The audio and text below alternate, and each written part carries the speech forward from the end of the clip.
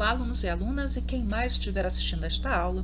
Nós vamos conversar hoje um pouquinho sobre a Guerra do Paraguai, ou Guerra da Tríplice Aliança, ou ainda a Guerra das Quatro Nações, que foi o maior conflito ocorrido na América do Sul, conflito bélico, e que se estendeu de 1864 até 1870. A Guerra do Paraguai é uma das três guerras, das primeiras guerras modernas, junto com a Guerra de Secessão e a Guerra Franco-Prussiana. Envolveu Brasil, Uruguai, Argentina e o Paraguai.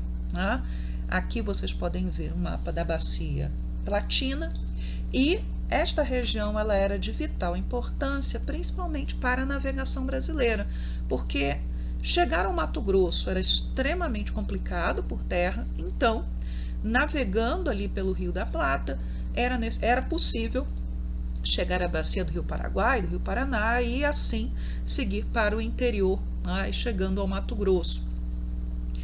Por conta disso, e de um histórico de conflitos que já vinham dos espanhóis e portugueses, nós vamos ter o Brasil intervindo repetidamente dentro da política paraguaia, que tinha dois partidos principais que se opunham, o Partido Colorado, que era o que era apoiado pelo Brasil, e o Partido Blanco, que defendia uma menor intervenção estrangeira dentro do Uruguai.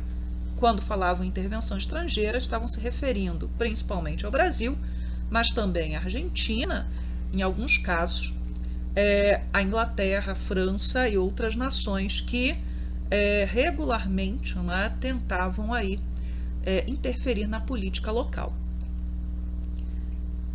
Quando a gente fala, quando a gente pega essa questão do Uruguai, a partir da década de 1860, principalmente a partir do momento em que Solano Lopes assume o poder no Paraguai, 1862, nós temos o Paraguai também interferindo dentro da política uruguaia.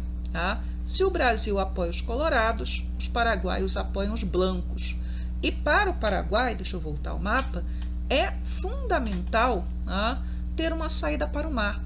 O Paraguai é um país interno, desde a sua independência, que a Guerra de Independência foi de 1811 até 1813, o Paraguai ele estava meio que bloqueado por Argentina, porque a independência do Paraguai foi muito mais em relação ao vice-reino do Rio da Prata, que abarcava a Argentina, Uruguai, Paraguai, parte do Chile, da Bolívia, enfim, do que propriamente da Espanha, que estava ocupada por Napoleão. Então, o Paraguai ele permanece mais ou menos isolado dos seus vizinhos, e aí tendo um desenvolvimento todo próprio, a partir da sua independência, em 1813, até a morte do primeiro presidente, que é o Francia, quando assume o pai do Solano Lopes e ele busca uma maior abertura com o exterior.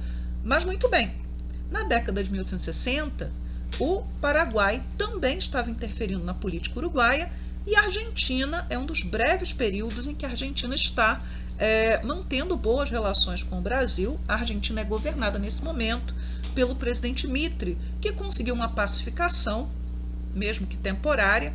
A Argentina tem uma história marcada da sua independência até esse momento por constantes guerras civis. Então havia uma estabilização dentro da Argentina, uma aproximação entre Argentina e Brasil. Então quem está disputando a interferência sobre o Uruguai? Brasil e Paraguai. O estopim da Guerra do Paraguai é essa disputa pela interferência dentro do Uruguai. Houve eleição, os colorados, que eram apoiados pelo Brasil, perderam a eleição, perderam a guerra. A eleição é uma guerra, no final das contas. Perderam a eleição e assume o presidente Aguirre. Por isso que a guerra contra Aguirre é um prelúdio da Guerra do Paraguai. Os conflitos começam em 1862 e a intervenção militar brasileira se dá em 1864 e Aguirre é derrubado em janeiro de 1865. Então, o que acontece? O Paraguai vai dar um ultimátum ao Brasil, dizendo que se o Brasil interviesse dentro do Uruguai, haveria guerra. Porque o Brasil invade o Uruguai. A desculpa da invasão é que o presidente Aguirre não estaria protegendo os interesses dos cidadãos brasileiros, e havia muitos cidadãos brasileiros que tinham negócios dentro do Uruguai. Então, você tinha um conflito entre cidadãos brasileiros e uruguaios, e a acusação é que o presidente local não estaria cumprindo com a sua função e protegendo os brasileiros. Enfim, né? Anterior, né, nós já temos uma disputa aí entre brancos e colorados e o posicionamento do Brasil. Então, o Paraguai adverte o Brasil que se houvesse uma intervenção no Uruguai haveria guerra. O Brasil vai intervir e essa advertência vem em 30 de agosto de 1864. E aí, em 12 de novembro do mesmo ano, sem que haja uma declaração formal de guerra, porque ela só vai vir em 13 de dezembro, o Paraguai vai capturar o navio Marquês de Olinda. Tá? Era um navio comercial que estava levando, tá, o recém-indicado presidente da província do Mato Grosso, além de civis e militares, corpo médico, enfim, funcionários públicos. Alguns civis são libertados, mas boa parte daqueles que são capturados neste navio vão permanecer, né, prisioneiros até o fim da guerra, e boa parte deles vai morrer, tá, no caminho. Então, a captura do Marquês de Olinda é para o Brasil a declaração de guerra. Tá? Mas, tá, então, 12 de novembro o navio é capturado, 13 de dezembro vem a declaração formal de guerra, e em 27 e 28 de dezembro começa a invasão do Mato Grosso com a tomada do Forte Coimbra. Tá? E em janeiro a invasão ela se estende para as regiões de Corumbá, Miranda e Dourados. Olhem o mapa, aí a gente tem riscadinho ali os territórios, né, que os paraguaios vão conquistar ao Brasil e também riscadinho os territórios que vão ser ocupados ali no norte da Argentina daqui a pouquinho. A situação das defesas do Mato Grosso já tinham sido investigadas por espiões, né, paraguaios desde 1862, ou seja, desde que começam os conflitos no Uruguai. Então havia uma intenção de invasão, tá? E se sabia que as defesas brasileiras eram muito precárias. Então o Brasil não tinha nem 900 soldados do exército no Mato Grosso e o Paraguai vai mandar cerca de 7.700 soldados na invasão. Havia os homens da Guarda Nacional, que eram aproximadamente 3.000 homens, mas a Guarda Nacional não tinha sido pensada para enfrentar invasões estrangeiras. Então, defesas do Mato Grosso eram péssimas. E aí, com os rios bloqueados, nós temos um outro problema, que vai ser como levar tropas até o Mato Grosso. Tá? Muito bem. Então, a guerra está começada, a guerra entre Brasil e Paraguai. O Brasil tem que correr para colocar suas forças em ordem e o Paraguai ele deseja passagem para a segunda fase da guerra, que seria a invasão do Rio Grande do Sul. Para isso, vai pedir passagem à Argentina, tá? Em janeiro. Então, que a Argentina permitisse a passagem. Os argentinos eles vão negar passagem para o Paraguai. As províncias do norte da Argentina, em especial a província de Corrientes, ela tinha uma tradição de revolta em relação a Buenos Aires, onde estava a capital, até hoje está.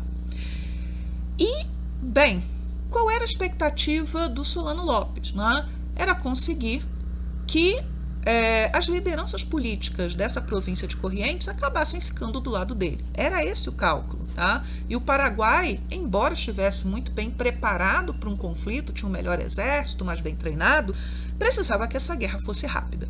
Só que ao invadir o norte da Argentina, o que ele vai conseguir não é que essa região se alie ao Paraguai, mas que se una a Buenos Aires na resistência contra a invasão. Então vamos lá. A invasão da Argentina, né, que se desdobra na invasão do Rio Grande do Sul, já que Paraguai não faz fronteira com o Rio Grande do Sul, ela vai ter aproximadamente 30.000 homens. Tá? Então a província vai ser ocupada, os rios vão ser fechados, a navegação para o Mato Grosso fica inviável, totalmente inviável. E, claro, a Argentina agora já está na guerra. Por conta disso, com a queda do Aguirre em janeiro, vai ser firmado o Tratado da Tríplice Aliança, em 1865. É um tratado secreto, né, na medida em que as suas cláusulas elas vão ficar, né, não deveriam ser reveladas publicamente, mas serão, a gente fala disso daqui a pouco.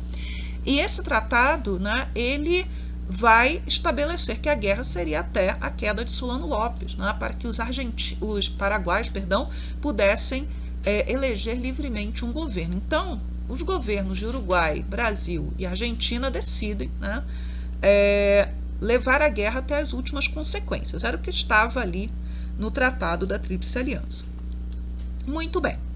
A invasão do Rio Grande do Sul, ela vai se estender de 10 de junho a 18 de setembro de 1865, tá?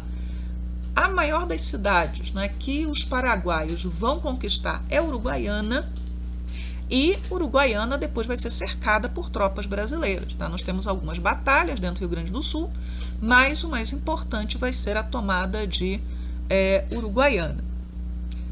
O cerco de Uruguaiana, ele vai, né, fazer com que os paraguaios, cerca de 6 mil paraguaios que estavam na cidade, eles fiquem sem condições de receber comida, remédios, água, e eles vão ficar numa situação tão complicada que eles acabam se rendendo, tá?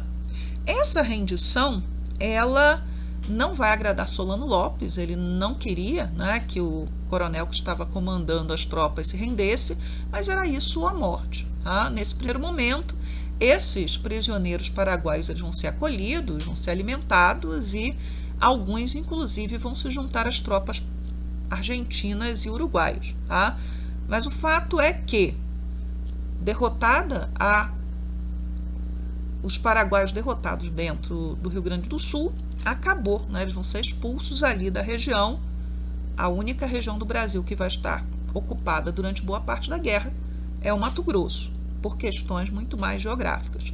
Nessa gravura, que é uma gravura de época, o Dom Pedro II está bem ali, porque Dom Pedro II ele vai até o cerco de Uruguaiana, leva seus 2 genros, o Conde D, que é o marido da princesa Isabel, e o Duque de Saxe, né, que era o marido da princesa Leopoldina, e ele vai se fazer presente lá, não que ele vá participar das batalhas, não era essa a ideia, mas a presença do imperador, que vai estar acompanhando os primeiros voluntários da pátria.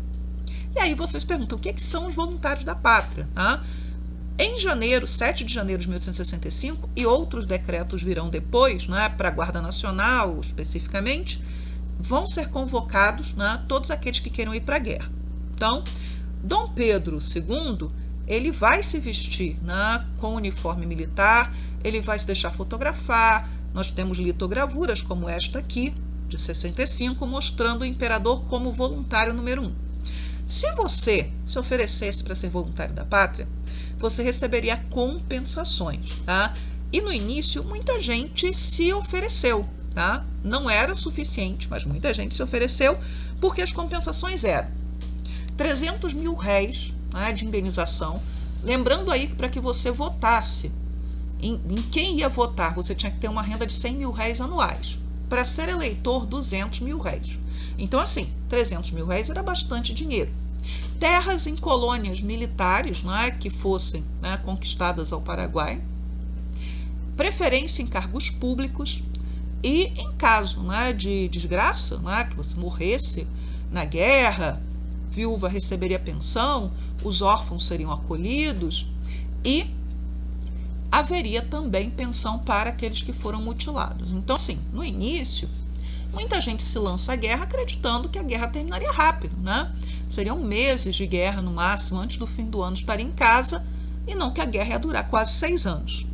Com o passar do tempo, cada vez menos pessoas, né, homens, se oferecem para ir, então o governo começa a baixar decretos estabelecendo, por exemplo, que toda província tinha que fornecer 1% da sua população masculina para a guerra, determinando que os escravizados que entrassem para o exército, e vários fugiam, né, para isso, ou eram entregues pelos seus senhores para que os senhores não tivessem que ir para a guerra, esses escravizados eles seriam livres, né? E, em alguns casos, vai haver até o confisco de escravizados, ou armadilhas, né, como festas que eram promovidas por coronéis, etc., e que depois que as pessoas chegavam lá, se cercava tudo e os homens que fossem aptos para a guerra, eles seriam levados. Primeiro você levava os solteiros, depois começou a levar os casados também. Houve mulheres na guerra? Houve, né? principalmente a Guarda Nacional, né, havia aqueles que iam para a guerra e levavam esposa e filhos. Há as mulheres que acompanham os soldados, acompanham as tropas, elas têm um nome, inclusive, são as vivandeiras. Eu tive uma colega de doutorado que fez uma tese sobre as vivandeiras na Guerra do Paraguai, que eram mulheres que faziam de tudo, né? Elas cozinhavam, elas vendiam produtos, elas lavavam roupa, elas ajudavam muitas vezes, né, carregando armamento na artilharia de retaguarda, vendiam serviços sexuais em alguns casos, mas o Exército Brasileiro não recrutou mulheres. Tá? Agora, houve uma voluntária que foi usada como propaganda, que foi a Jovita Alves Feitosa. Ela era uma cearense, de 17 anos, ela vai cortar o cabelo, ela vai se vestir com roupas masculinas e ela se alista no Piauí, porque a família era muito pobre, então eles saíram do Ceará por questões financeiras, foram para o Piauí, e quando a Jovita estava lá no meio dos soldados que iam embarcar, uma mulher teria gritado, né, que ela não era homem, que era mulher, e inclusive algumas fontes dizem que ela se aproximou da Jovita e apalpou, né, os seios dela para dizer, olha, é uma mulher. Mas, né, o que acontece? Os comandantes locais perceberam que havia alguma possibilidade de usar a Jovita na propaganda. Então, ela foi heroína por 72 dias. Né? Ela foi levada para várias capitais, sempre com uniforme do Exército, patente de segundo sargento, e ela era exibida. Então, foi a São Luís, a Recife, Salvador, como uma forma de estimular o alistamento. Veja, usar uma mulher na propaganda de alistamento não era uma exaltação da força das mulheres, mas era uma forma de humilhar os homens. Está vendo que homens covardes que não se alistam em uma menina de 17 anos, uma mulher, uma simples mulher, ela quer ir. No final das contas, a promessa de que a Jovita poderia ir para a guerra não foi cumprida. Oferecem para ela a possibilidade de ser enfermeira e ela recusa, ela quer ser combatente, ela é deixada para trás, né? E ela acaba morrendo, tirando a sua própria vida aos 19 anos. Foi porque ela foi deixada para trás? Mas certamente essa situação toda que foi vivida por ela teve influência aí nas motivações que a levaram à morte, tá? Mas, repetindo, o Exército Brasileiro não vai recrutar mulheres, mas sempre houve mulheres que desejavam ir para a guerra, que se sentiam também estimuladas pelo ideal patriótico ou pela ideia de vingar outras mulheres que teriam sido ofendidas, né, violentadas pelos soldados inimigos. Então isso sempre existiu. Tá? E no caso da Jovita, ela é uma materialização desses sentimentos. Aqui é a charge mais famosa de todas sobre a questão da entrega, né, dos soldados. Né? A entrega dos soldados, não a entrega dos escravizados, por seus senhores, para que eles pudessem lutar por eles e seus filhos na guerra. Tá? E aí está escrito aqui, né, o nome dessa charge é o Patriotismo dos Escravos. O grande Condé dizia que para concluir-se a guerra no mais breve espaço de tempo, eram necessárias duas coisas, homens e dinheiro. E o senhor José Luiz Alves, negociante de grosso trato nesta praça, compreendeu perfeitamente o axioma de Condé. Comprando e liberando um escravo, oferecendo-o para marchar para o teatro de guerra, pagou-lhe adiantado 1 ano de fardamento, soldo e etapa. Assim, praticou ele um ato de patriotismo. Diminuiu o número de escravos e aumentou o de soldados. Parabéns ao honrado fluminense. Honra a ele e a todos os que seguem esse nobre exemplo. Então, é uma forma, né, de criticar esse senhor, esse José Luiz Alves, que provavelmente era uma pessoa que existia, e que fez algo que outros faziam. Né? Então, havia organizações filantrópicas e conventos que compravam escravizados e doavam para a guerra, eles seriam livres. Né? Havia senhores que entregavam, né, escravizados para não irem à guerra, e havia aqueles que eram mandados, né, para a guerra porque o próprio Estado tinha confiscado, né, esses escravizados aos seus senhores. Nós temos reclamações da época da guerra sobre isso. Né? Algo que eu não falei lá no início, quando eu comecei a falar dos voluntários da pátria e dos órfãos, eu sou professora no Colégio Militar de Brasília, né, caso você não seja meu aluno ou aluna, esteja assistindo essa aula, e A origem do Colégio Militar do Rio de Janeiro está nessa demanda, né, da criação de um colégio para os órfãos, que já era anterior à guerra, mas se torna, né, muito mais insistente com a guerra, porque antes de terminar o conflito, é criado até um abrigo para órfãos, mas não um colégio. Então, o Colégio Militar só vai vir muito tempo depois, em 1889, mas ele é criado ainda nesse espírito da necessidade assistencial, né, que é uma das funções dos colégios do sistema Colégio Militar do Brasil. E para as meninas órfãs, já que elas não podiam frequentar o colégio militar, foi criada a Fundação Osório, que existe no Rio de Janeiro até hoje. Aqui é uma charge de 1866 do jornal O Cabrião, da revista O Cabrião, mostrando as tropas seguindo para o Mato Grosso. Os soldados que foram enviados para a região, né, a maioria deles não conseguiu chegar, né? Daí o exército das caveirinhas. Morreram pelo caminho, eles não viram a guerra. Tá? Morreram em acidentes, morreram de malária, morreram de febre amarela, morreram de cólera, enfim. Não era, né, fácil levar tropas ao Mato Grosso, daí o Mato Grosso ter ficado ocupado quase até o final da guerra. Tá?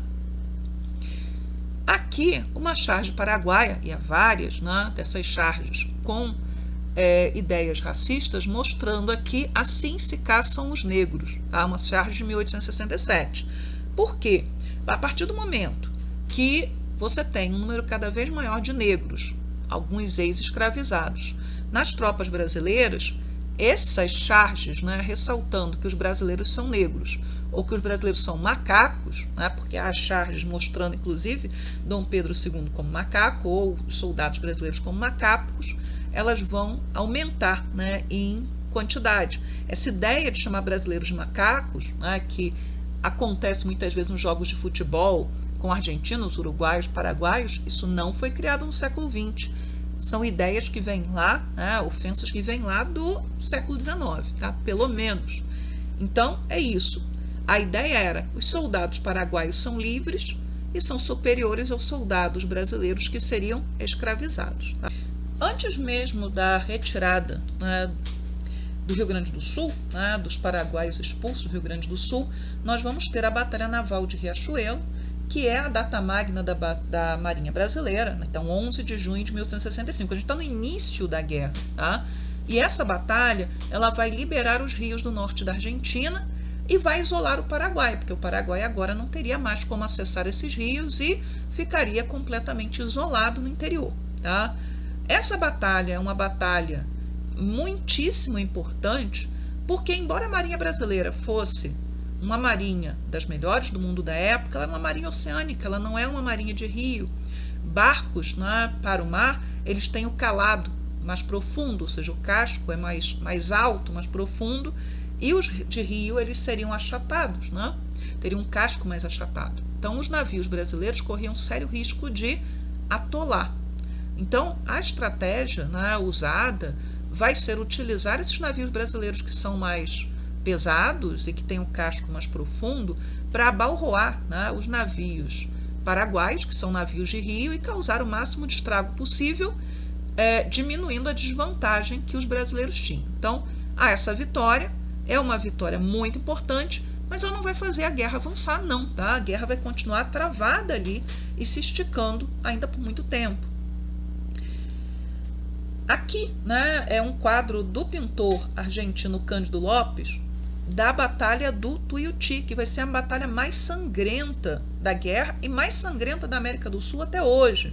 Então nós vamos ter, de um lado e de outro, juntando, 10 mil feridos e mais de 7 mil mortos. Então, assim, é uma batalha, né, que está ali ainda bem, né, nem no meio da guerra, e é uma batalha que vai, né, mostrar o quanto essa guerra ela era mortal. Aí, falando na guerra, houve tentativas de fazer a paz, tá? Essas tentativas, elas partiram, né, de 3 lugares. Primeiro, dos Estados Unidos. Então, depois que termina a Guerra de Secessão, os Estados Unidos continuam tendo embaixador no Paraguai e eles vão tentar negociar, servir de intermediários aí entre uma paz entre o Paraguai, Brasil, Argentina e Uruguai. Mas os norte-americanos desistem porque, de um lado, né, A Tríplice Aliança diz que a guerra irá até Solano Lopes se render, e do outro lado, Solano Lopes diz que a guerra vai até o fim. Tá? Então não haveria possibilidade dele se render, né, ou abrir mão de qualquer coisa na guerra também. A outra proposta, até girei o slide, não deveria, a outra proposta ela vai vir da Inglaterra. A Inglaterra lucrou com a guerra a partir do momento que a Inglaterra tinha interesse no Uruguai, no Brasil, na Argentina, vendeu armas, né, e fez empréstimos para a Tríplice Aliança, mas vão ser os diplomatas ingleses que terão acesso ao Tratado da Tríplice Aliança e vão tornar o texto público um texto que os três países queriam que continuasse secreto. E os ingleses também vão tentar lá, de alguma forma, negociar uma paz que pudesse parar a destruição, mas também não vão ser bem-sucedidos. A terceira tentativa vai vir de países da própria América do Sul, Peru, Bolívia e Chile. Né? Chile e Bolívia vão fazer propostas juntos, o Peru em separado e, de novo, Brasil, Argentina, Uruguai e o Paraguai não vão aceitar negociar a paz. Tá?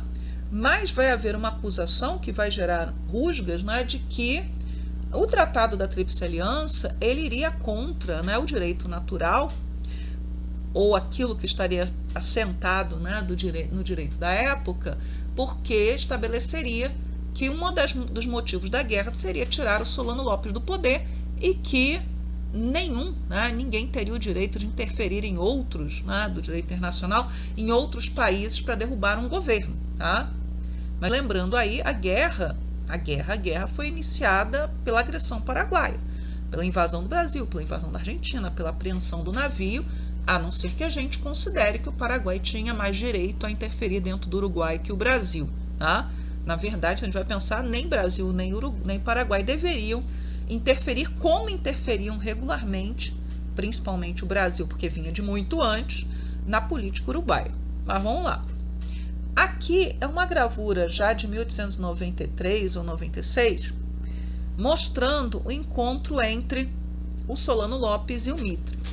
O presidente Mitre ele era o comandante das tropas da Tríplice Aliança até outubro de 66, tá? E ele enfrentava, né, uma grande resistência dos oficiais brasileiros, principalmente aqueles ligados ao Partido Conservador, porque o Partido Conservador não estava governando o Brasil nesse momento, eram os liberais, e os liberais se davam bem com o Mitre, e Mitre com eles, e os conservadores não confiavam nos argentinos e vão defender que não se deveria, né, permitir que um argentino comandasse as tropas, já que a maioria dos soldados eram soldados brasileiros. Mas, enfim, o que esse encontro aí de Solano Lopes e do Mitre pretendia criar? O Lopes ele vai oferecer à Argentina uma paz em separado. O que ele queria era lutar somente contra o Brasil. Né? Mas os argentinos, o Mitre, em nome aí, né, da Argentina, vai se recusar a negociar uma paz em separado porque havia um acordo que envolvia Brasil e Uruguai. Tá? Então vai fracassar esse acordo e logo na seguida, né, poucos dias depois, nós vamos ter a Batalha de Curupaiti, que é uma, né, das grandes batalhas da guerra e uma batalha em que a Tríplice Aliança ela vai perder. Eles não vão conseguir tomar o forte de Curupaiti, tá, que era às margens do Rio Paraguai, e vai ser a maior derrota da Tríplice Aliança em toda a guerra. Por conta, né, dessa derrota, a pressão do Partido Conservador vai aumentar ainda mais.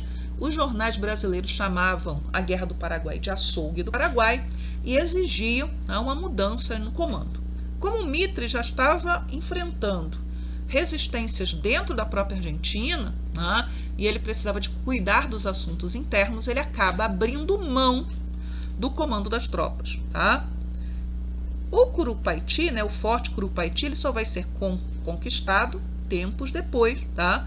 Já em 15 de agosto de 1867, quando o comando já vai estar com o Marquês de Caxias, né, o futuro Duque de Caxias. Aqui, né, uma foto de 1877 do Duque de Caxias. Ele é o único, né, que não é membro da família imperial que recebeu o título de duque. Quando da guerra, ele era marquês. Caxias ele vai ser o indicado, né, do Partido Conservador, ele era desse partido também, militares podiam pertencer a partidos políticos durante o Império, para assumir o comando das tropas da Tríplice Aliança. Ele assume em outubro de 1866 e por vários meses, até quase meados de 1867, as tropas não vão avançar. E não vão avançar não é porque Caxias não estivesse disposto a fazê-lo, mas porque havia questões muito mais urgentes a resolver. Por exemplo, coisas básicas, como oferecer água potável aos soldados. Era um momento em que havia uma epidemia de cólera, já se sabia que a água contaminada, água suja, poderia trazer doenças, embora não se conhecessem vírus, nem bactérias, etc. E Caxias vai se preocupar com isso. Vai se preocupar em oferecer fardamento para os soldados, já que em algumas regiões fazia muito frio, no sul, e os soldados chegavam lá, muitos deles sem fardamento necessário. Vai melhorar os hospitais de campanha, tá? Então, muitos soldados eram feridos na guerra, iam para os hospitais de campanha, que eram muito mal aparelhados, e acabavam morrendo lá. Então, primeiro isso, depois os treinamentos militares para que a tropa pudesse avançar. Então, assim, a participação do Duque de Caxias na guerra, né, da Tríplice Aliança, ela vai ser fundamental para conduzir ao final da guerra. Mas a guerra não está próxima de terminar ainda, tá? Falando ali nos hospitais de campanha, uma das figuras fundamentais, né, nessa organização dos hospitais é Ana Nery. Ana Nery, junto com Florence Nightingale, Clara Barton e outras mulheres, elas vão estruturar aquilo que a gente chama de enfermagem, de profissão, né, da enfermagem. A Ana Nery, ela era uma viúva, ela tinha 3 filhos, 2 deles eram médicos, um era combatente, os 3 estavam na guerra, e ela vai viajar de Salvador para o Rio de Janeiro e consegue uma entrevista com Dom Pedro II que vai lhe permitir que ela vá para a guerra como enfermeira, e depois ela acaba sendo promovida, né, a esse papel central na reestruturação dos hospitais. Ela vai ser condecorada depois da guerra e ela é lembrada até hoje. Há várias escolas de enfermagem que se chamam Escola Ana Nery, tá? Então, ela é muito importante durante a guerra. Aqui, gente, é um mapa do avanço da guerra do Paraguai, tá? Com várias setinhas, ofensiva Paraguai em vermelha, ofensiva da Tríplice Aliança em azul, tá? Os limites aí do território que o Paraguai pretendia tomar do Brasil, não pensem, né, que se a guerra tivesse seguido outro caminho, o território do Brasil não seria mutilado. Território que o Paraguai chegou a ocupar durante a guerra, e depois aí marcado territórios que o Paraguai vai perder depois da guerra. Mas importante aqui, a guerra ela vai ficar durante muito tempo parada, né, sem conseguir avançar, porque havia, mesmo quando a guerra entra dentro do território paraguaio, a partir de 1867, não havia mapas atualizados do Paraguai. A maioria dos mapas eram ainda da época colonial. Havia também, né, uma rede de fortalezas, fortificações nas margens do rio, culminando na mais importante delas, que era o Forte do Humaitá, tá? Então, até que houve aquilo que a gente chama de passagem do Humaitá, já em 1868, a guerra ela não estava se aproximando do fim, tá? Então, assim, avançar dentro do território paraguaio era muito complicado. Aqui a última foto que a gente tem do Solano Lopes em 1870. Ele vai morrer em 1870, em 1º de março, né, em Cerro Corá. O Solano Lopes, né, da mesma maneira, né, que Dom Pedro II, e aí a gente tem que dar a importância que as personagens históricas elas têm. Eu tive um professor na faculdade, um dos melhores que eu tive, né, que ele dizia que história é feita de carne, é feita de sangue, história tem personagem. Mesmo sendo, né, um historiador marxista, né, que se preocupava com as estruturas, né, modo de produção, etc., ele dava uma importância grande ao papel dos indivíduos em adiantar determinadas, né, situações, atrasar determinadas situações, não fazer mágica, impedi-las, mas de agir no intuito, né, de criar condições para que a história pudesse avançar, para o melhor ou para o pior, aí fica a opinião de cada um. E tanto o Lopes quanto Dom Pedro II, eles vão ser inflexíveis, né, em discutir ou em tentar chegar a um acordo para o final da guerra. Tá? Solano Lopes acaba sendo colocado, né, pelos chefes da Tríplice Aliança como alguém que, se não fosse derrotado, se não saísse do poder, se não fosse morto, enfim, o que quer que seja, a guerra não terminaria. E do outro lado, né, Dom Pedro II ele vai rejeitar qualquer possibilidade de negociação enquanto Solano Lopes não for preso ou morto. Então a gente vai ter a guerra se estendendo a partir de um determinado momento, desnecessariamente. E a gente vai discutir isso daqui a pouquinho. Bem, aqui é um mapa, né, que vai mostrar ali onde está o forte Humaitá. Esse é o progresso na final da guerra. Então nós temos ali vários, né, dos fortes que vão na Curuzu, Curupaiti, onde houve a derrota, depois a passagem de Curupaiti já em 1867, e ali o forte do Humaitá, que é importantíssimo, né, para abrir caminho para a tomada da capital, abrir caminho para o final da guerra. Tá? Aqui, né, o quadro, a passagem do Humaitá, é um quadro escuro mesmo, né? Eu até fui procurar, que eu tinha em outro slide, fui procurar para ver se eu tinha pego uma versão muito escura do quadro, mas ele é escuro mesmo, ele tem várias versões. Essa é a mais clara que eu encontrei, com esses tons vermelhos. Ela foi pintada pelo Vitor Meirelles entre 1868 e 1872. O Vitor Meirelles e o Pedro Américo, do lado brasileiro, são os grandes pintores aí da guerra. Vão pintar várias batalhas e, a partir do momento que o forte do Humaitá ele cai, e antes dele cair, quando Solano Lopes percebe que isso vai acontecer, ele vai fugir do Humaitá e vai cada vez mais para o interior, né, do Paraguai, você abre caminho, né, para efetivamente terminar a guerra. Assim como a Batalha do Riachuelo, a batalha aqui da passagem do Humaitá é outra batalha naval. Tá? Muito mais do que uma batalha terrestre.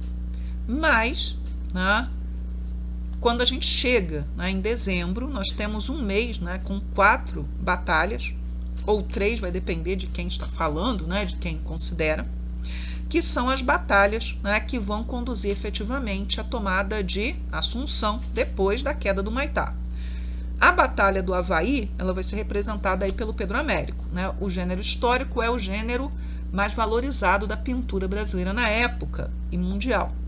Este quadro da Batalha do Havaí é um quadro que o Duque de Caxias não gostava. O Duque de Caxias está bem ali, né, no canto esquerdo, e ele está com a túnica aberta, então ele vai reclamar dizendo que foi uma representação desrespeitosa, né, porque nem em casa, nem no seu quarto de dormir ele trataria assim, né, o seu uniforme. Mas não vem ao caso, né, entrar em maiores discussões, embora eu vá deixar lá um link de um vídeo do canal Leitura Obriga História, de muito tempo atrás, quando eles fizeram o podcast sobre a Guerra do Paraguai,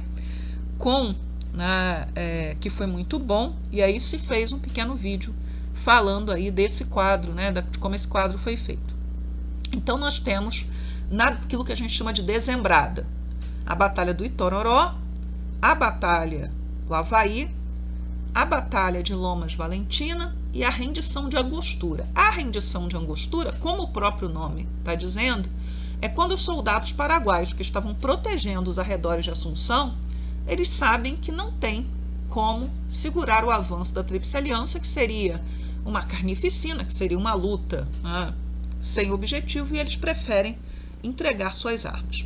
Aí, em 1º de janeiro de 1869, cai Assunção, né, que é a capital. A maioria das pessoas importantes já tinham ido embora, a cidade já estava muito vazia, a cidade vai ser saqueada. Aqui é uma foto mostrando, né, prisioneiros paraguaios e soldados brasileiros ali ao fundo, né, em cima, e prisioneiros, alguns deles já com uma aparência muito esquálida. Tá? Já estava faltando comida. a situação estava cada vez mais precária. E a proposta do Duque de Caxias, a partir desse momento, né, da tomada de Assunção, é que a guerra pare, né, que se negocie a paz com, né, as figuras, né, importantes da política paraguaia que estivessem dispostos aí a organizar um novo governo, a compensar a Tríplice Aliança, né, pela guerra, que isso não, quem perde a guerra paga, isso é em qualquer guerra, é assim que funciona, e que se comprometessem, claro, né, a prender Solano Lopes ou expulsá-lo do país, o que quer que seja. Mas aí nós entramos na questão do imperador novamente. Dom Pedro II se recusa a parar a guerra. Tá? E até procurando, né, para montar esses slidezinhos, né, dessa aula especificamente, eu acabei encontrando um artigo falando, né, que este momento da política brasileira foi um momento em que você tinha uma fragilidade ou uma disputa muito grande dentro desse período que é considerado de estabilidade política, né, entre liberais e conservadores, e como os liberais e os conservadores não estavam conseguindo se entender ou se alternar no poder conforme, né, era esperado, Dom Pedro II teve muito mais ingerência nas questões de governo do que normalmente ele tinha, então, durante o período da guerra. Mas o fato é que é o imperador, né, que impede a guerra de entrar naquilo que seriam as negociações finais. Tá? Então, os objetivos militares foram alcançados, a Assunção foi tomada, o Paraguai deixa de significar uma ameaça militar, a economia do Paraguai vai estar devastada nesse momento, então a agricultura e o pouco que eles tinham, né, de infraestrutura fabril, de fábricas, está tudo devastado. Como, né, Dom Pedro se recusa a parar a guerra, o Duque de Caxias ele vai pedir para voltar, argumentando que ele está com problemas de saúde, ele já era um homem de certa idade, mas certamente pesou aí o fato do imperador não ouvir aqueles que entendem de guerra, no caso, o Duque de Caxias, que era o comandante. E aí, finalmente, o imperador vai deixar que o seu genro, né, que é o Conde D, assuma o comando das tropas. Então, ele vai chegar em abril, se não me engano. Nós vamos ter, né, a conquista, tomada da fundição de Bicuí logo em seguida, pouco depois. Esse, né, acontecimento faz com que qualquer possibilidade de produção de armamento no Paraguai acabou, não tem mais. E o Solano Lopes ele vai cada vez mais para o interior. Como não existe mais um exército organizado, o que a gente vai ter, né, é o recrutamento de meninos cada vez mais jovens. Então, nós vamos ter no exército meninos de 9 a 15 anos, fora meninos outros menores que vão para ajudar, né, carregar coisas, fazer comida, enfim, e velhos. Né? E aí nós temos a batalha trágica, que é outro quadro do Pedro Américo, né, que é a Batalha de Campo Grande, ou Batalha de Acosta Nu, ou ainda a Batalha de Los Ninhos. Tá? Essa batalha, né, é a batalha que vai ser utilizada principalmente nos discursos, né, para acusar o Brasil, em especial, já que a maioria das tropas eram brasileiras, de promover uma carnificina no Paraguai. É fato, né, que essa última fase da guerra ela vai ser extremamente trágica, porque Solano Lopes está arrastando para o campo de batalha a população civil e crianças. Só que, durante muito tempo, desconsiderando inclusive relatos de época, né, do Toné, que está lá presente na guerra, se cria a ideia, se vende a ideia, né, de que as tropas brasileiras elas vão deliberadamente matar crianças, quando essas crianças estavam, né, e também as fontes de época, né, fingindo que eram adultos com bigode, com barba, fingindo inclusive, né, simulando que tinham armas que eles não tinham, né, à distância. Vai se dizer, né, que o Conde D mandou tocar fogo no mato para matar as crianças queimadas, quando nos relatos de época, o relato do Toné vai dizer que os próprios paraguaios tinham tocado fogo para poder criar fumaça e dificultar a visão dos brasileiros. E o que eu sempre falo para os meus alunos, né, em sala, e a maioria deles são filhos de militares, assim, perguntem aos pais de vocês, né, tentem se colocar ali, depois que uma batalha começa, com fumaça, Mato Alto, etc., se você descobre, né, são crianças, como é que você para uma batalha dessa? Mas o fato é que já depois às vésperas da proclamação da República, vai se criar uma propaganda muito intensa de desqualificação do Conde D, porque para os republicanos era importante criar essa imagem, né, do Conde D como um monstro, ou como um incompetente, ou como um avarento, ou o que quer que seja, como uma forma, né, de abrir caminho para a proclamação da República, que foi algo que aconteceu. Né? A ideia de que ele, marido da princesa Isabel, não seria digno de estar, né, de ser o marido da imperatriz do Brasil, né? Ou, pior ainda, né, que ele indigno seria quem governaria. Então é preciso também discernir esses discursos, que são discursos aí meio enviesados, mas que vão depois, né, ser tomados como verdadeiros para construir a ideia, né, de que a Guerra do Paraguai foi uma guerra programada pelo Brasil, principalmente, para aniquilar os paraguaios. A Batalha de Acosta Inu foi em 16 de agosto de 1869, mas a guerra mesmo, ela só vai acabar em 1º de março de 1870. Porque é quando Solano Lopes, depois de várias escapadas, inclusive da Batalha de Acosta Inu, ele acaba sendo encurralado em Cerro Corá e vai ser morto, né, por um soldado brasileiro chamado Chico Diabo. Né? Esta representação da morte, né, do assassinato do Solano Lopes, ela não é uma representação realista. Né? Até onde eu achei a gravura, eles vão dizer, não, porque segundo fontes, relatos de época, a lança não teria entrado assim. Pouco vem ao caso. Né? Mas o fato é que o conflito vai ser levado ao extremo, vai ter levado até o momento em que Lopes vai ser morto. A morte de Solano Lopes, ela vai pôr fim à guerra e vai conduzir as negociações da paz com aqueles, né, que eram as pessoas importantes, os homens importantes do Paraguai que ainda estavam vivos. Né? Aqui uma foto, né, de soldados brasileiros, um padre brasileiro também, acho que é um padre brasileiro, junto com civis paraguaios. Né? Boa parte da população masculina adulta no Paraguai vai ser dizimada ou vai estar mutilada no final da guerra. A maioria daqueles que sobrevivem são mulheres e crianças. Tá? É uma situação extremamente trágica, extremamente cruel.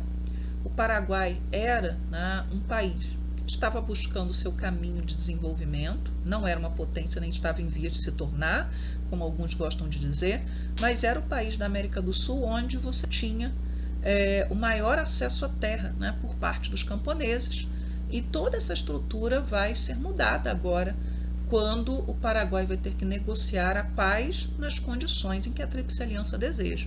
Então o Paraguai é hoje, na América do Sul, talvez o país com a maior concentração agrária. Né? E muitos daqueles que vão ter terras no Paraguai são brasileiros que vão para lá. Né? A gente tem, inclusive, parte da população paraguaia chamada de são os brasiguaios. Né? Esse termo existe, ele é utilizado, ele aparece na imprensa, ele aparece nas análises acadêmicas, porque vai se criar, né, uma classe proprietária dentro do Paraguai que vai ser formada por brasileiros e seus descendentes. Né? E o Paraguai se tornou uma nação, né, uma das nações mais pobres aqui do continente americano. Mas a gente não pode esquecer, de forma alguma, né, que a guerra ela foi produzida também pelas ações paraguaias. As ações paraguaias, né, que foram invasão do Mato Grosso, antes disso a tomada do navio, a invasão de território argentino, a disputa com o Brasil pela interferência no Paraguai. Aliás, os historiadores, né, que são aqueles mais importantes que analisam a guerra, eles enfatizam aí os interesses, né, dessas nações da região do Plata, que são nações que estão se afirmando nesse momento. Então aqui, pessoal, nós temos um mapa mostrando, né, eu acho que eu já coloquei esse mapa antes, mas estava menor, né, aqui ele está maior, mostrando aí os territórios, né, que o Paraguai vai perder. Tudo que está em vermelhinho, o Paraguai vai ter que ceder. Tá? Então o Paraguai vai ceder território para a Argentina, para o Brasil. Tá? Mais tarde, no século XX, na década de 1930, o Paraguai vai fazer uma guerra com a Bolívia, uma guerra que sim vai ser instigada pelos interesses das grandes exploradoras de petróleo, das grandes petroleiras internacionais, e o Paraguai vai perder. A Guerra do Chaco, o Paraguai vai perder mais território, dessa vez para a Bolívia. O Paraguai vai ficar com uma imensa dívida a pagar, e essa dívida vai ser perdoada, né, já na década de 1940 por Getúlio Vargas. Uma dívida monetária mesmo, não é de guerra. De novo, quem perde a guerra tem que pagar pela guerra, tá? Então, é importante ressaltar isso. Esse mapa ele é muito legal porque ele mostra também as terras, né? Esse trechinho ali em verde, as terras brasileiras que o Paraguai queria para si, tá? Então, assim, se o planejamento paraguai inicial, que era de uma guerra rápida, desse certo, seria o Brasil a ser mutilado, seria o Brasil a pagar, né, compensações de guerra. E isso ali estava sendo calculado por quê? Porque o Paraguai sabia das fragilidades do Brasil. O exército brasileiro ele tinha sido rebaixado lá já na época da regência. A força que era valorizada era a Guarda Nacional, e aliás, a Guarda Nacional tinha 440 mil homens, mas pouco mais de 40 mil lutaram na guerra. A Guarda Nacional era favorecida durante o Segundo Reinado, e o exército que entra na guerra não é o exército que vai sair da guerra, tá? Então, até quando a gente fala da crise do Império, a gente fala, olha, o exército antes, o exército durante, o exército depois da guerra. Uma das questões importantes, por exemplo, que a guerra vai provocar é o fato, né, do exército se tornar mais negro e daqueles que não são negros no exército, inclusive Caxias, né, passarem a olhar para os negros como pessoas, como gente que tem valor e que lutou bravamente ao lado, né, dos outros soldados. Então, aquele sujeito que foi para a guerra com plenas convicções escravistas, talvez ao sair da guerra ele tenha saído falando, não, aquele soldado negro é meu irmão, lutou comigo nas trincheiras, arriscou sua vida por mim, foi camarada, né, como todos os outros. O exército sai da guerra exaltado, né, porque vem vitorioso, então o povo exalta, né, tanto o exército quanto o imperador, tá? Isso vai acontecer depois da guerra, mas o exército que sai da guerra é um exército que sai muito mais negro e levantando as bandeiras abolicionistas. Todo mundo era abolicionista no exército? Não, tá? Mas agora muito mais gente é. E o movimento abolicionista brasileiro, o grande marco de virada é o ano de 1870, é o fim da Guerra do Paraguai. Não só por causa do exército, mas também por causa do exército e porque os abolicionistas estão se organizando e porque em 1870 já ficou muito mais feio, né, manter a escravidão, já que só restam 2 países, na verdade um nem era país, era colônia, Cuba e Brasil, somente tem escravizados, tá? Mantém a escravidão. Mas muito bem, esse mapinha aqui é lá do Atlas do CPDOC, né, da Fundação Getúlio Vargas, que tem mapas de tudo e mostrando aí, né, população em 1825, população em 1864, início da guerra, os soldados proporcionais à população do país e quanto de dinheiro esses países tomaram emprestado. Então, se vocês observam aí, né, o Paraguai, né, você vê que boa parte dos homens, né, vão ser mobilizados para a guerra, então a quantidade de militares dentro da população é muito grande, muito maior do que dos outros. No Uruguai é muito pequena, as tropas uruguaias, né, muito pouco, a população é muito maior do que o número de soldados. Na Argentina, a população também é muito maior que o número de soldados. E no Brasil você vai ter aí uma quantidade de soldados um pouco maior, mas pensando que a população brasileira, ela como um todo, vai ter uma quantidade grande ainda de escravizados, etc. Tá?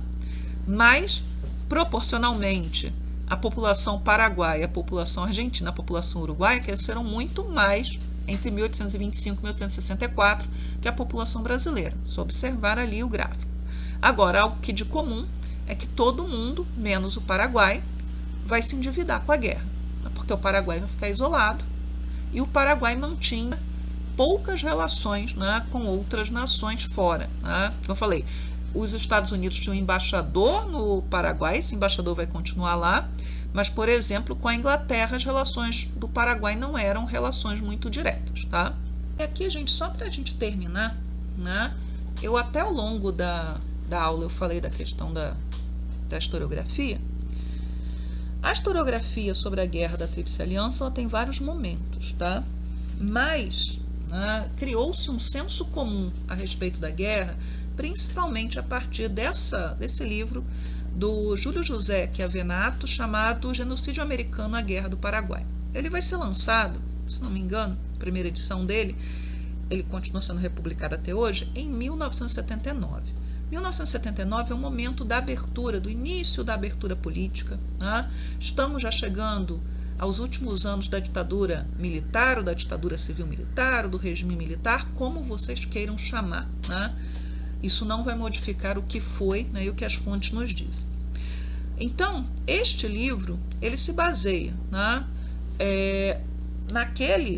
naquelas ideias dos republicanos, né, que eu comentei já, né, da demonização do Conde D como uma forma de inviabilizar um terceiro reinado. Ele se baseia em estudos, né, de historiadores, principalmente argentinos, que defendem a tese do imperialismo. E imperialismo existe, não estou dizendo que não exista, mas que a guerra foi provocada pelos ingleses para atender aos interesses da Inglaterra e obstruir o desenvolvimento econômico do Paraguai. O fato do Paraguai ter um desenvolvimento econômico capitalista, veja bem, diferente dos seus vizinhos, não quer dizer, né, que a Inglaterra visse no Paraguai uma ameaça, porque o Paraguai era, naquele momento, um país em início de desenvolvimento e cujo principal produto agrícola era a erva mate. Né? E o livro do Chiavenato ele vai levar ao extremo aquela ideia, né, de que a guerra, né, foi uma guerra genocida, o uso da palavra genocídio aí. Então, de que brasileiros, argentinos e uruguaios foram ao Paraguai para dizimar a sua população deliberadamente. Como a maioria das tropas eram tropas brasileiras, claro, a ideia é os brasileiros foram dizimar os paraguaios. E como braço na guerra, o exército brasileiro foi para lá assassinar pessoas, principalmente quando, nos momentos mais dramáticos do livro, assassinar crianças. Né? Então a descrição lá da Batalha de los Niños. Né? Vejam só, as fontes elas não apontavam para aí. A ideia, né, que está muito presente no livro do Chiavenato, esse diálogo com o momento que se vivia. Então, se eu ataco o exército brasileiro no Paraguai, então a principal guerra da qual o Brasil participou, se eu principalmente jogo a infâmia em cima do Duque de Caxias, eu vou estar infamando o exército e aquele exército contemporâneo. Então, assim, você está falando do passado para se falar do presente também. O problema, né, é que esse livro ele vai ser fundamental, né, para criar a imagem que se tem, né, da Guerra do Paraguai praticamente até hoje. A geração do final dos anos 1970 vai ser formada, vai ter sua mentalidade formada a partir desse livro. A geração que vem em posterior, que é a minha, a que vem depois, e até hoje isso continua presente nos discursos. Tá? Então, toda vez que a gente tem alguma questão política, né, que possa, né, colocar, né, um peso negativo, principalmente sobre o exército, os setores do exército, vai se voltar lá à Guerra do Paraguai, mas é a Guerra do Chiavenato. Agora, o que os historiadores, e Chiavenato não é historiador, está vivo até hoje, ele é jornalista. O que os historiadores, né, mais recentes, eles têm falado sobre isso? E mais recentes eu estou falando de gente que nasceu lá na década de 1930 e que morreu recentemente, ou que ainda está viva, e que está produzindo na década de 1980, 90, 2000. Eles vão estar compreendendo a guerra a partir daquilo que eu já pontuei a aula inteira, dos interesses das nações latinas, né, e que estão se afirmando como estados nacionais, estão em plena competição ali. Então, né, a gente tem o professor Muniz Bandeira, né, que já é falecido, era da UNB, especialista em relações internacionais. Ele vai ser um dos primeiros a defender essa tese, né, da guerra vista a partir dos interesses locais e provando isso, né, com documentos, mostrando, né, a viabilidade dessa teoria. Nós temos o professor Ricardo Salles, da Unirio, nós temos o Doratiotto, que é da UNB, né, e que é o autor desse livro, que é, né, hoje o grande livro sobre a guerra, que é o Maldita Guerra, que era uma das formas de se referir à Guerra do Paraguai, a Maldita Guerra, 6 anos de destruição, e que vai aí dissecar os vários documentos. E lembrando, né, é importante pensar isso, quando que Avenato escreve o livro dele, havia documentos da Guerra do Paraguai que ainda estavam fechados. Até hoje, pelo que me consta, ainda há documentos que não estão disponíveis. Tá? Agora, o fato, né, de a guerra poder ser vista por vários ângulos não quer dizer que a guerra possa ser vendida, né, como uma ação criminosa do Brasil para destruir o Paraguai, que é se tornar uma potência. Agora, no Paraguai, né, no início do século XX, você começa, né, a construir essa imagem heróica do Paraguai, de grande vítima, heróica do Solano Lopes e do Paraguai como grande vítima da Tríplice Aliança. Então, assim, a Guerra do Paraguai é a guerra mais importante da qual o Brasil já participou, é uma guerra ligada a interesses locais. A Inglaterra lucra porque a Inglaterra emprestava dinheiro e vende armas, mas se a gente for procurar, a gente vai achar lá o esforço até da Inglaterra de tentar levar a guerra ao final muito antes de 1870, que vai fracassar, como a tentativa norte-americana, a tentativa dos vizinhos, né, sul-americanos. Nós temos aí, né, interesses geopolíticos que são claros, né? O Paraguai precisa de uma saída para o mar, o Brasil tem interesses ali em manter seu poder e sua influência dentro do Uruguai. Nós temos também o embate de personalidades que não pode ser deixado fora dessa equação. De um lado, Solano Lopes, que se recusa a negociar o fim da guerra, quando ele podia negociar, ou se recusa a partir para o exílio e diz que vai lutar até o fim. Do outro lado, Pedro II, que pessoalmente tinha problemas com Solano Lopes, que diz que só com a morte de Solano Lopes a guerra chegará ao fim. E aqueles, né, que vão tentar parar a guerra quando a guerra perde a sua função militar, o próprio Duque de Caxias, tá? E que não vai ser ouvido. Então, pessoal, é isso sobre a Guerra do Paraguai, tá? E é uma aula que eu gravei principalmente porque talvez algumas turmas não cheguem ao final dessa aula para a prova, mas a aula está aqui e vocês podem assistir e usar, né, da melhor maneira que vocês quiserem. É isso. Tchau, tchau para vocês.